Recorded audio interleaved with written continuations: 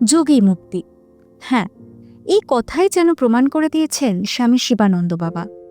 আমার আপনার বাড়ির বয়স্কদের আমরা কতদিন সুস্থভাবে বাঁচিয়ে রাখতে পারি? 60-70 না 90? তাও হসপিটালের গাদা গুচ্ছের ওষুধ না খাইয়ে। কিন্তু কিছু মানুষ নিজের জীবন দিয়ে একটা লিভিং লেজেন্ড হয়ে ওঠেন, আর সেরকমই একজন লিভিং লেজেন্ড হলেন বেনারসের স্বামী শিবানন্দ বাবা। সম্প্রতি তিনি চিরবিদায় নিয়েছেন আমাদের কাছ থেকে। তবে মৃত্যুকালে বয়স ছিল কত জানেন? 129 বছর। হ্যাঁ, আপনি ঠিক শুনছেন, 129 বছর।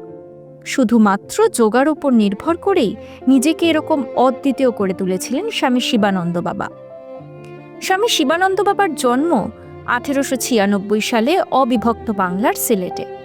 স্বামী বিবেকানন্দ শিকাগোতে যখন বক্তৃতা দেন, তার ঠিক 3 বছর আগে এই মানুষটি জন্মেছিলেন। আজীবন বেঁচেছেন যোগাকে নির্ভর করে। ভারতের যোগার আধ্যাত্মিক মাহাত্ম্য ছড়িয়ে দেওয়ার চেষ্টা করেছেন ভারতের বাইরেও। আর তার এই প্রয়াসকে কুর্নিশ জানিয়ে 2022 সালে ভারত সরকার তাঁকে পদ্মশ্রী সম্মানে ভূষিত করে। সবথেকে আশ্চর্যজনক ব্যাপার হলো, মৃত্যুর আগে পর্যন্ত উনি হেঁটেছেন কোনো লাঠি ছাড়া। 2019 সালে কলকাতার 2টি নামী হাসপাতাল তার স্বাস্থ্য পরীক্ষা করে বলেছিল হি ইজ কমপ্লিটলি ফিট। এমন ডেডিকেশন, এমন লাইফস্টাইল, আজকের দিনে তো আমরাও মাঝে মাঝে হাঁপিয়ে উঠি, তাই না? কিন্তু উনি প্রমাণ করে গেলেন বয়স মানে শুধুমাত্র সংখ্যা, আর স্মার্ট লিভিং মানে সিম্পল লিভিং। উনি শুধু যোগ সাধক ছিলেন না, উনি ছিলেন এক জীবন্ত অনুপ্রেরণা।